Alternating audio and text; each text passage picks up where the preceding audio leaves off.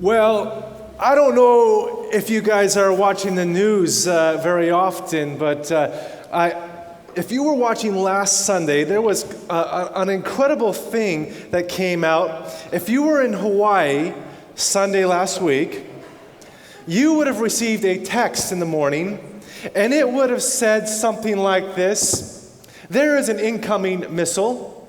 This is not a test. Go and seek shelter immediately." Can you imagine getting that on your phone? Like, I was just going through my head, what would you do? What would you do? I heard about one guy, he said, I was in a buffet, everybody cleared out, I just started eating my way through as much as I want. I was just going for it. So that's my question to you tonight. I'm going to give you 30 seconds. Look towards somebody next to you and say, what would you do if you got a text like that? Go for it, 30 seconds. Okay, let's bring it back in. I don't know if you realize this. It took 38 minutes to get a second text to hear that this was a false alarm. I don't know, 38 minutes, that would have been terrifying. Whatever you might have talked about, I can almost guarantee that you would have said something in regards to relationship. Maybe it was between you and God, having a little chat, getting things set right. But maybe it was also you wanting to make a phone call, to make that last phone call, say, hey, I love you, I care about you. But whatever it is, it probably had to do something with relationship, community. And so that's what we're going to be talking about today, the practice of community. And I want to start with this quote by the artist Vincent van Gogh. He once said this: "I dream of painting, and then I paint my dream." When I was about 10 years old, I saw a bike in the store, and I fell in love with this bike. It was a manly bike. I was so excited when I saw it. It had 32 gears on it. It was gray, big, perfect. I didn't have enough money for it, so I put what I had down on it, made a deposit, and I was using my paper route money each week just to go back, put a little bit more down, a little bit more down. And while I was delivering my newspapers every week, I was thinking about that bike. I was dreaming about that day that I would ride it down the street. All the boys would look up and say, who is that guy? That's me. And I'm thinking, the wind's going to be blowing through my hair. People are going to be cheering my name. What a boy. What a bike. And one day I walked in, I made the final payment, I took that thing home. I was in love. It's incredible that when we get our eyes focused on something that has taken our attention, suddenly our lives begin to revolve around it. Suddenly we start thinking about it all the time, we start dreaming about it, we start talking about it, and it might be a bike, it might be a job, it might be a relationship, an upcoming vacation. But when something captures our attention, we begin to be shaped by the object of our focus. Or as Van Gogh put it, I dream of painting, and then I paint my dream. Now, we're in the last part of our Get Set series where we've explored the spiritual disciplines of the practice of prayer, the reflection on scriptures last week with Joe, doing a brilliant job. And today, I'm wrapping up with the practice of community. Now, if both prayer and biblical reflection help fix our attention on Christ, it's in community where we discover how to express what has captured our attention. Matthew 10:27 puts it like this: "What I tell you in the dark, speak in the daylight. What is whispered to you in your ear, proclaim from the roofs." In other words, it's saying this: the dreams that God has given to you in those spaces of prayer and biblical reflection, live these things out. Practice these things in community.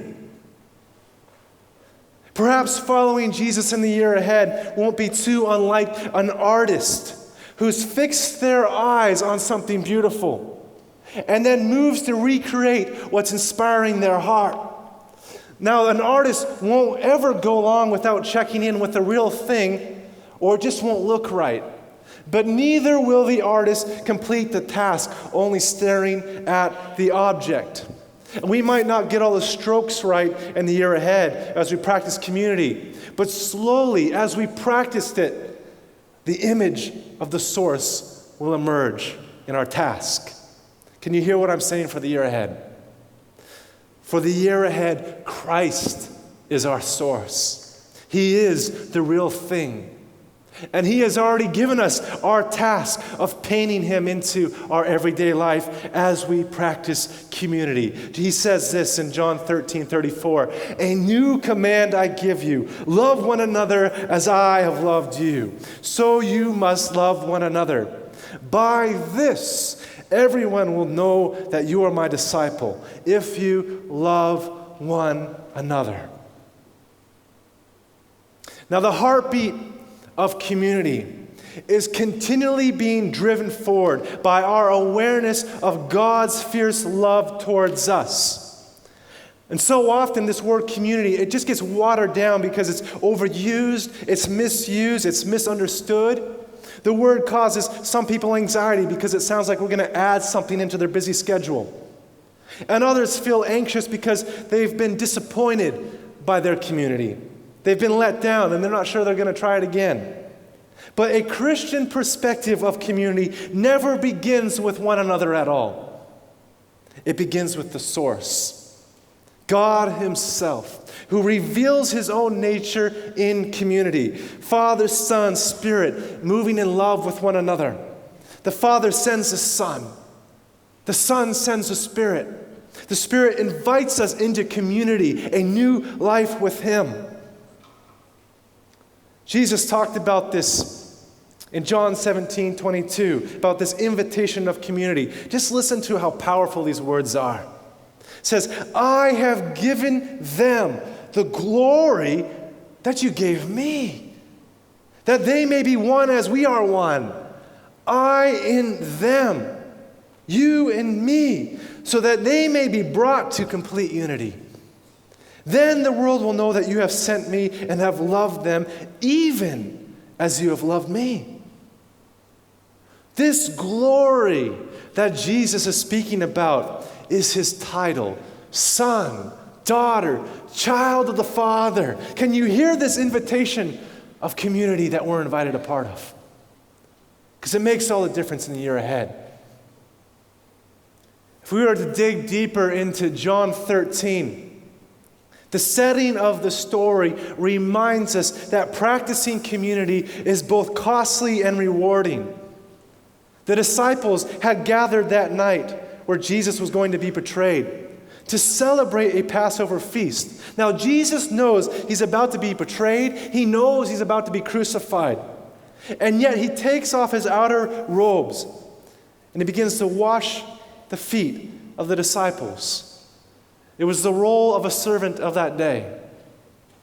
How many of us know it's easier to love people when we think they deserve to be loved? It's true.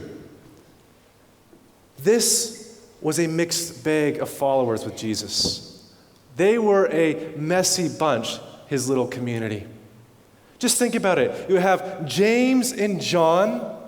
They've asked for special privileges with Jesus, said, treat us different, treat us special. The other 10 hear about it, and they are angry. They're upset that they've asked for this sort of thing. You've got Matthew, who's a tax collector, sitting at this table. He's working with the Roman authorities. And on this side, you've got Simon the Zealot. He is violently opposed to Rome, willing to make some bad things happen to make sure they get kicked out. Because this is going to be one awkward table, right? Please pass potatoes and please don't kill me. Then you've got people like Peter.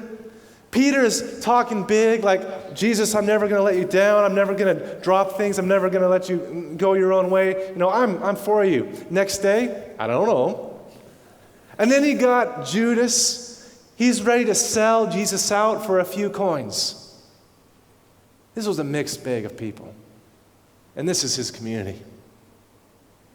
He knew all this. And he's washing their feet. And you can imagine him saying this: love one another as I'm loving you. By this, everyone's going to know that you're my followers, my disciples, if you love one another like this. So what's he saying about practicing community? Love one another as I have loved you. Can you hear the source of community? Our strength to practice it begins with God, not others, because Jesus right away makes himself the model to follow. And when it comes to loving others, his eyes are fixed on the Father, not the behavior of people around him. It makes you wonder how many of our relational issues would resolve if we were willing to lay down our selfish agendas and ask God how we're going to move forward. When our willingness to love others is being dictated by someone else's behavior, we're always going to end up disappointed and frustrated because we're never going to live up to our expectations. But when we look to Jesus, he shows us another way. That when our eyes are fixed on him, we are then empowered beyond our limitations, beyond what we thought was possible that we could give, to love those that don't even deserve it. That's Christ in us. That's when you know God's at work in our life. We have to come to a point in our relationships where we can say, my behavior isn't going to be dependent on what they're going to do. I'm drawing from a new source of strength. And it's not easy. And sometimes we love people not because we feel like it. We know in our hearts it's not just us and them in the room. There's also him. And so we're willing to make a sacrifice to say, this is for you, Lord. I'm going to trust you, even when it costs me. Even when I think it's beyond what I can do, I'm going to choose to love you by loving them in this moment. And Jesus says this isn't easy. He says this in John 5:19. He says, I can't do all this by myself. This is beyond me. I'm just doing what I see the Father doing. Love one another as I have loved you. Can you hear the passion? The word love is so passively thrown around these days. I begin to wonder that, are we really getting it? The fierce passion behind it.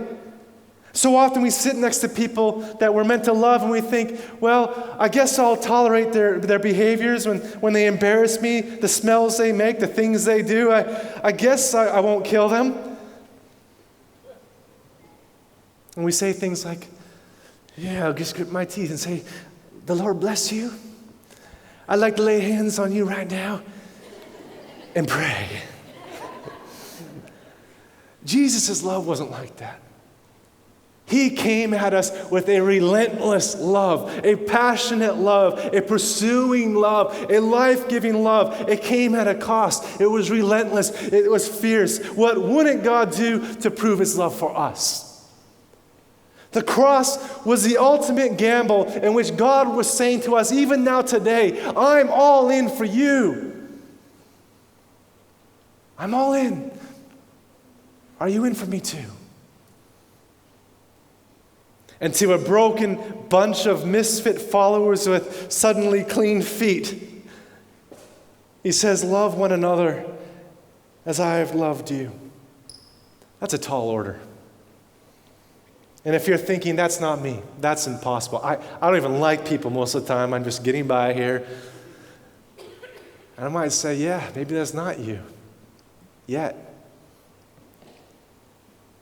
But there's something powerful that happens when you draw closer to the Father. Suddenly you begin to reflect his kind of love. You can't even help yourself. I wonder if you've ever gone for a long run outside, or maybe a walk, a New Year's resolution. You go out there and you're giving it all you got. And then you come into the house and I see Beck. And I start going out. I'm ready to hug her just as soon as I come in. She's like, don't you come near me. I know you're sweaty. I know you're hot. Don't you even come near me. And I'm like, yeah, I'm sweaty. I'm hot. I've been running outside under the sun. Of course, you're going to feel its heat. And sometimes we need to go into those difficult conversations that we're about to have, those circumstances after running with the Son, spending time with the Father, and suddenly we were empowered to love like he loves in a way we never thought was possible. Suddenly we can enter the room and people can feel the heat. They know something's different. And you get to have fun. You get to just chase them around. Here we are, something new. God's love. I mean, the analogy begins to break down somewhere around here, but I think you know what I'm saying. I'm saying that God will empower you for the task here in our everyday lives when you draw closer to Him here. Begins to look like the real thing. We begin to offer anything less than drawing from that source, that passion, that love. Suddenly we're just filling our calendar again with more social occasions. Suddenly it's just another coffee with somebody. I need more than just I need coffee, but I need more than just coffee. That's the kind of church family we have here. You see it sprouting here, there, glimpses of the Father, Son, and Spirit as we love one another. I don't know about you, but I knew when Christ entered my life, something good was about to happen. Something was about to change. I didn't know exactly what was going to happen. Something good was afoot. And I long for more days that our church becomes known for this, that when we go into the community, when we step into the office, when we step into our neighborhood, people know that something good is about to happen because we have more than just nice feelings for them. We're more than just a tolerance for their weird behaviors. We passionately desire that people will come to alive to what God has in mind for their life, that they would realize their potential to grow and be transformed by His presence. In Psalm 119, it says something amazing in verse 74. And I only read it this morning. I'm like, thank you, Lord. It says, because my hope is in your word, because I'm drawing close to the source, the real thing, people rejoice when they see me coming. We need to see more of that in our city, in our neighborhoods, the places we're going each day, that people would rejoice and celebrate. By this kind of love, everyone will know you're my disciples. I was recently out on a street team project, and we were working on one person's house, and they had a tree. It was overhanging a fence in their neighbor's yard, and we were cutting down little bits and pieces, and some of the clippings fell onto the neighbor's yard. And everyone looked at each other, send Ryan. So here I go. I'm knocking on the door early in the morning to ask permission if we can clean it up. And right away, the lady opened her door, and she said, I've been watching you. I've been watching you guys, and I figured you must be some of those Christians. I could tell right away, you looked like the kind. She said, I've been watching you, and I figured who you are. I've never gone to church. It's not me. But when I see how you care for people, I do think it would be good to come and visit. I don't really know what you guys are always talking about, but I love the way you love people. There's something so attractive about practicing community in these sorts of ways. Loving each other the way Christ loved us. And people know when God's goodness draws near. They might not be able to put their finger on everything, but they know something good is afoot. The heartbeat of community is driven by our alignment with God's love. But growing in community means we get set with a few practical strategies for the year ahead. It's going to start like this. Number one, start where you are. Now, some of you are thinking to yourselves, you have no idea, Ryan, how busy I am. I've got lots on. I've got places to go, things to do, people to see. I've got no more time in my life for community events. And if that's you tonight, I've got good news. Jesus, our own model, didn't attend community events so much as he seemed to create them. If you were to read the Gospels, you would often hear a turn of phrase that goes something like this. While Jesus and the disciples were on their way, something happened. An interruption. a need, a situation, a friend called, an opportunity came up. Jesus suddenly grabbed the servant's towel and he washed our feet. It was incredible. Suddenly, an event has occurred. Now, Jesus wasn't exactly an event planner, but events seemed to happen around him because he was always ready to reveal the Father's love. Wherever he went, ready to love. And this week, every one of us is going to be along our own way. To work, walking the dog, talking to a friend. You need to be aware that God has strategically places you in opportunities where you get to reveal the Father's heart along your way. This is the task. He is the source. Back and forth. Number 2, find your companions. You will never go far following Jesus without companions along the way. The Bible talks about ironing. Doesn't talk about ironing as far as I know. Iron sharpening iron. Just sharpening one another in community. You know, David had Jonathan. Paul had Timothy. Jesus had his 3 close companions with Peter, James, and John. A companion is someone who will go the distance with you, the long way. When everyone's fed up with you, they're going to stick around. You know, when the crowds were leaving Jesus at one point because they didn't like something he had to say, and they're all walking away, Jesus turns to Peter and says, "You don't want to go away too, do you?" Now, Peter doesn't say, "I totally get what you were saying in that message. I'm following you, I'm tracking." He doesn't say, "I want to stay with you," even. He simply says, "Where else would I go? I'm totally with you. I'm with you all the way." A companion will laugh with you. They're going to cry with you. They'll visit you when you're in the dumps. They'll cheer when you have a victory. They know how you really are, and they'll tell you how it really is. They have access to your life. You can always be yourself around them, and you never feel tired when they go home because you were just being you all along. A companion knows your history. They know where you've been, but they are always calling out your destiny.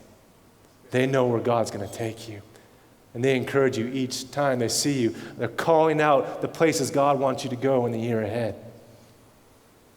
Getting set for community means finding a small number of companions along the way. And it might even be just one person. These are the people that are going to feed into your life so that they will help us practice community in the wider setting when we are sent to reveal the Father's love in those places. A couple of weeks ago, a bunch of River Life folks were sitting around the tables out there, and every single one of us could point out companions that helped us grow to become the people that we are today. And if you're not sure how to find a great companion, if you're not sure even how to become a great companion, I'm going to let you on a little secret tonight. 2 words. First easy step. It's this. Get involved. Get involved. That might mean for you coming on Friday nights, for a young person, being here, getting involved, getting active, developing friendships, getting to know people. You know, starting next week, you look in the back of your bulletin, there's sign-ups for life groups. You can get involved there. Get involved with a life group. If you don't have community yet, that's where you can start. And while you are there, and while you are practicing these disciplines that we've been talking about over the last couple of weeks, you've been praying, you've been reflecting on scriptures, suddenly you are going to be able to recognize Christ-like character in people around you, even growing within yourself. And when you recognize it, those are the people to grow with, people headed in the same direction. Begin to love one another as Christ told us to love. Take an example of how this might look like in the companionship between Jonathan and David. You read about it in 1 Samuel 18.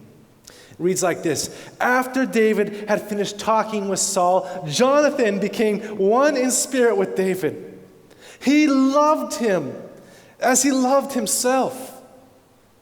Jonathan took off the robe he was wearing and gave it to David, along with his tunic, his sword, his bow, and even his belt.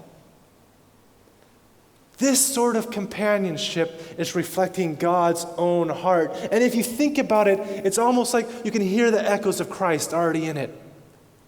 Because Jonathan is the son of a king, King Saul. And so here he's taking off his royal robes to give to David, who at this time is just a poor shepherd. And he exchanges robes, takes the place, because he loved him. And if you read further on, you'd find it further on in the story, you'd find that there's a time where Jonathan protects David's intimate secrets. He won't reveal where David's hiding, because Saul's going to kill him. And even at risk of his own life, he's not willing to share that information. And you see even in another example that when Jonathan has the potential access to be king of the land, where the people are going to celebrate him, where people will come and bow before him as king, he defers to David and promotes him instead. Sacrificial love. There's trust, love, unwavering faithfulness. These are the sorts of companionships we are to promote and seek in our Christ-like love for one another. Lastly, growing in community means being willing to embrace growth. You look back to that scene in John 13, and we remember that Jesus is washing feet, all the while knowing that he's about to go through the greatest challenge of his life. He's about to be crucified. And most of us, if we were in that position, we would be so completely upset, self-absorbed with what we're about to do. We'd be thinking about, people are about to kill me. My friends are about to abandon me. They don't understand me. They don't even love me. Oh, woe's with me. My life's over. But Jesus sees the problem as an opportunity. He knows they're going to remember what he did that last night. His eyes are focused on the Father, not what's happening around him. Some of us will be going through all sorts of relationship issues right now. And we'll be thinking, how are we going to get through this? But I want to tell you that for every problem we encounter, there is a divine opportunity for growth. Nobody wants the problems. Nobody wants the problems. Even Jesus said, is there any other way than this? I don't want to go to the cross. If I have to, though, Lord, I will. We need to realize that the problems that we are facing today in our life might just be the solution to get through tomorrow. Embracing growth today will make us stronger to face the greater challenges ahead. Maybe you're on a New Year's health kick. And maybe you know that if you won't run the 2Ks today, you're not going to be able to run the 5Ks tomorrow. Jesus didn't make a one-time decision to reflect God's love to the world. It came day after day, costly choice after choice, sacrifice to love people as the Father was telling them how to love. And he was led to places he would rather not go. Is there any other way but this cross?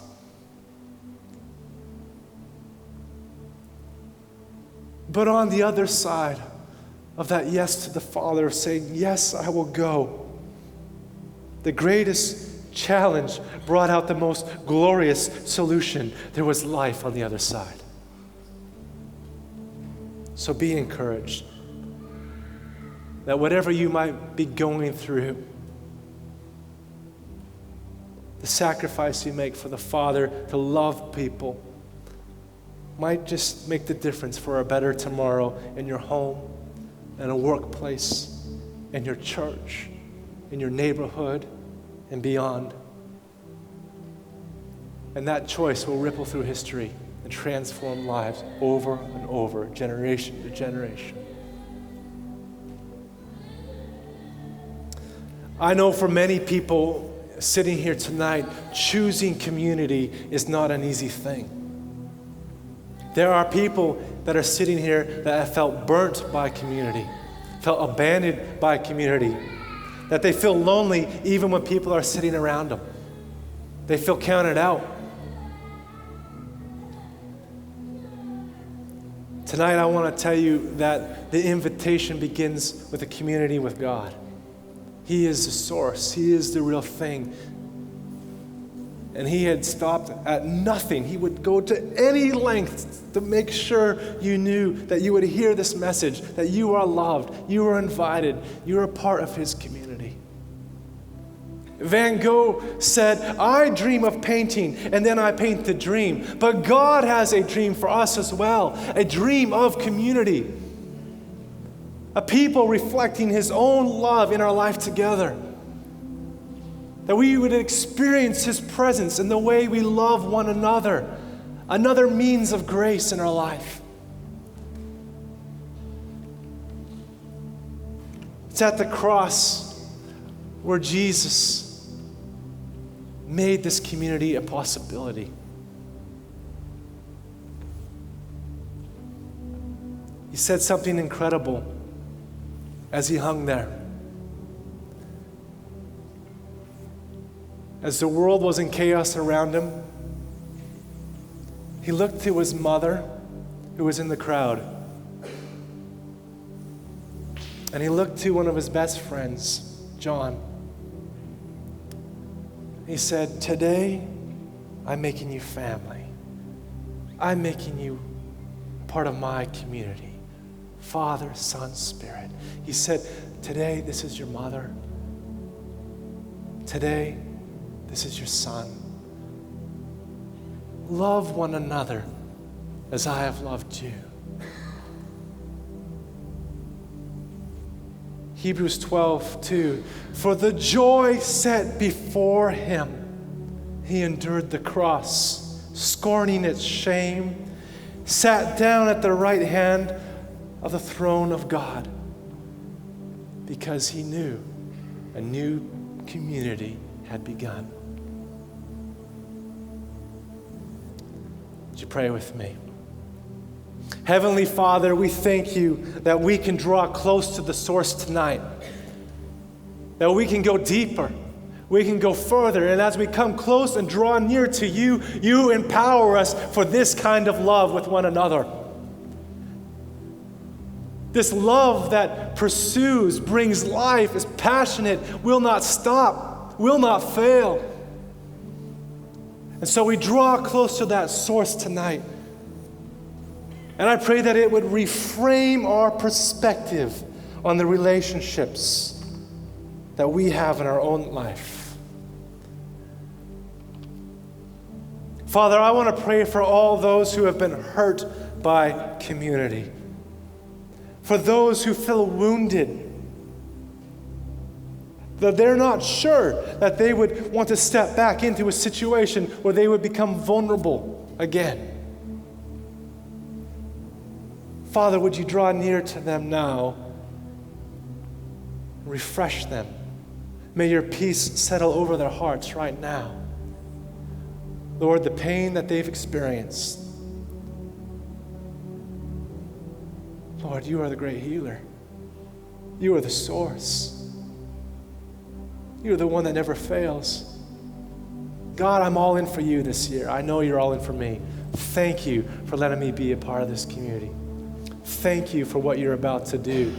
Thank you that we can keep coming back to you, drawing close to the source, even when we've made a mistake and we haven't done the task right. We can paint over it because of your forgiveness, your grace, and your love. We are ready for a fresh start. And you're behind us all the way. Thank you, Father. God's people said.